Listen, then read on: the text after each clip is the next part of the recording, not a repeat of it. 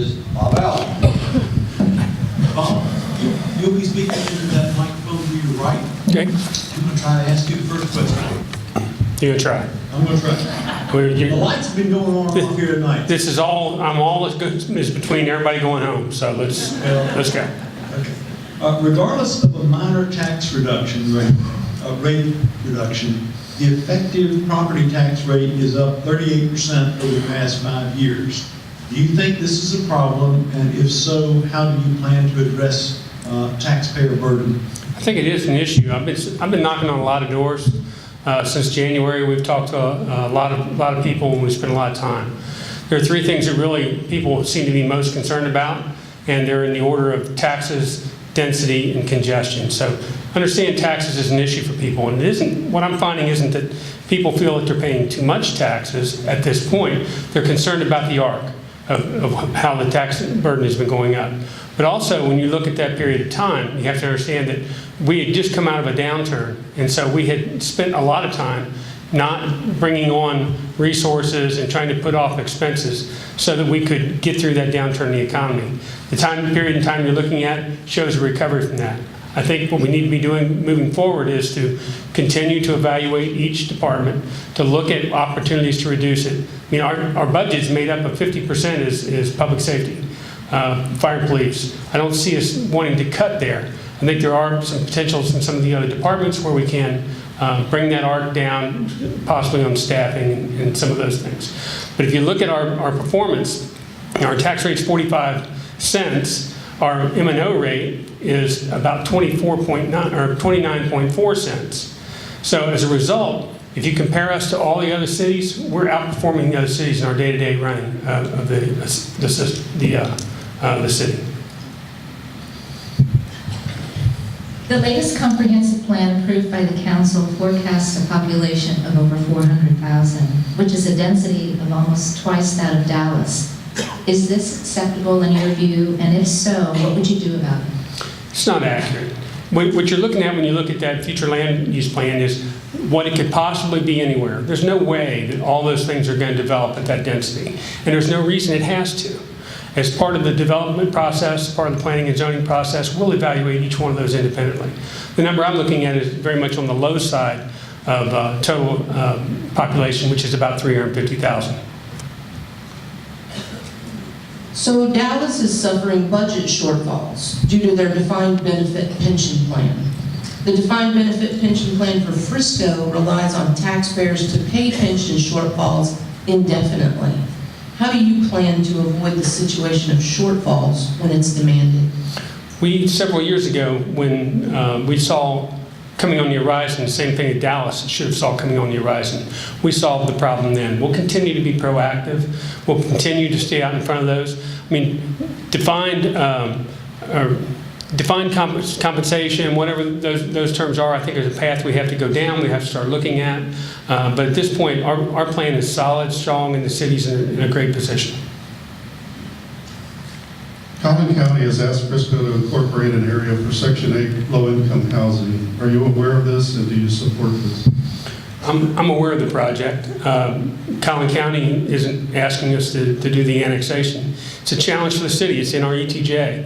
Unfortunately, if we'd been more proactive and brought it into our ETJ, or brought it in to be part of the city prior to that activity, we wouldn't have the problems we're having with it now. It's an apartment building. It's going to be built, everywhere it goes, it's going to be built on a roadway that really can't support it. And we're going to wind up having to bring water and utilities to it. The best thing we can do from that point forward is to work at how we can keep the building standards as high as possible.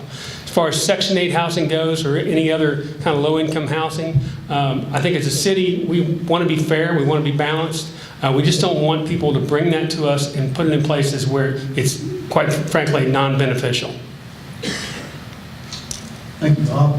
Your next question is, what do you see now as the primary role of the EDC, and is it still needed, and if so, why?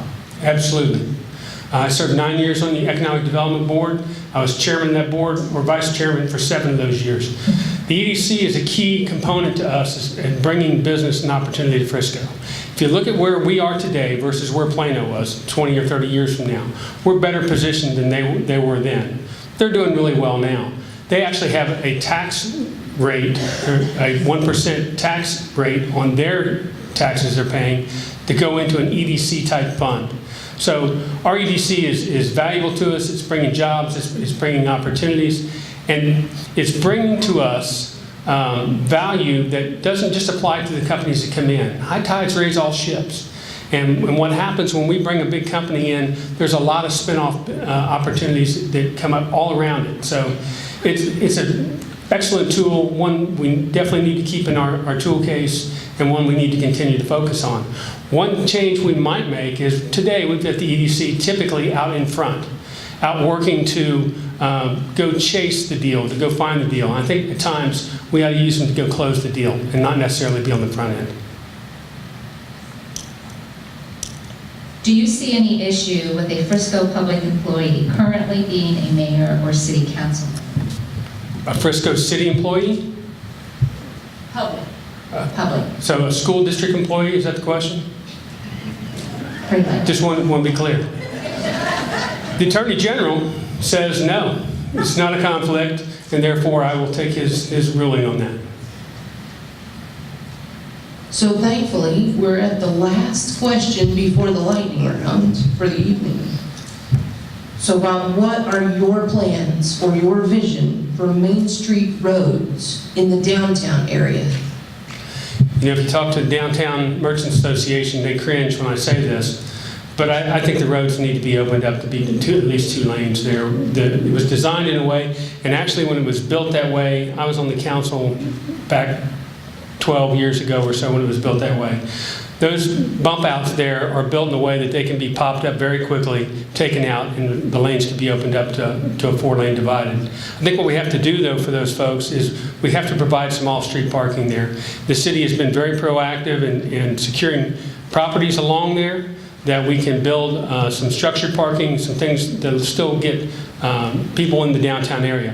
If you look at what's going on downtown right now, it's the renovation is amazing. Finally, we're starting to see some traction there, and we're starting to see people come in and invest in those properties to improve those properties. For so many years, it was easy to just keep a laundromat there because it had an annuity stream of some type. Now what we're seeing is true development. We're seeing a true cultural type of area develop there, and I think the best thing we can do is to promote that any way we can. And frankly, traffic driving by there, I don't think is a bad thing. Okay, we're going to move to the lightning round. For this, you need to keep it kind of yes or no. You have about 2 seconds per question. I was told not to use the word "it depends," so. Just 2 seconds either way. Okay, first question. Have you or someone on your behalf ever offered for someone's support or campaign contribution a board position or committee assignment? No, never. Should Frisco be a sanctuary city? No, never. Do you support Texas Senate Bill 6 on privacy and safety using a bathroom or changing facility? No, I'm against discrimination of any kind, and it's a solution looking for a problem. Is it a conflict of interest for the mayor to sit on the EDC? No. Do you support police and fire unions? No. Should Frisco firemen's or police associations be able to have a voice in selecting their chief? I think they should have input and be a part of the process, but not necessarily a decision voice. They should be able to provide influence. Do you support rail service to Frisco? No. Are you in favor of hiring private lobbyists to defeat bills providing taxpayer relief? Yes, because I don't want things like Exide and power lines down Main Street. Should the city provide financial incentives for small businesses? Yeah, possibly, yes. Have you ever voted for a Democrat or in a Democrat primary? No. Do you think it is ethical for a city council member to endorse a council candidate? Ethical? I don't think it is wise. Okay, that's the end of the lightning round. You now have 1 minute for your closing statement. Thank you. Thank you all for being here, staying late. I know you all thought you'd be out of here by 9 o'clock, so I apologize for one little extra time. I had 25 years in this city, and I've been involved in the community in various boards and commissions all along that way. But I'm going to share a little secret with you now. So just keep it just between us. I am not the most political person that you've been seeing up here tonight. It's actually true. Don't think otherwise. And while that may be a challenge for me, it's a good thing for you. After 25 years of involvement with this city, it turns out I'm the outsider. And that gives me the opportunity to give you something that you don't normally get somewhere else. Honesty. It gives me an opportunity to be free to do things that others can't do with an alliance of groups of people. My promise to you is that I will always be honest. I will always tell you the truth. I will always act without the conflict of alliances. I have the time to serve. And I'm at a point in my career where I can focus on the things I enjoy the most. And I enjoy serving you. So thank you all.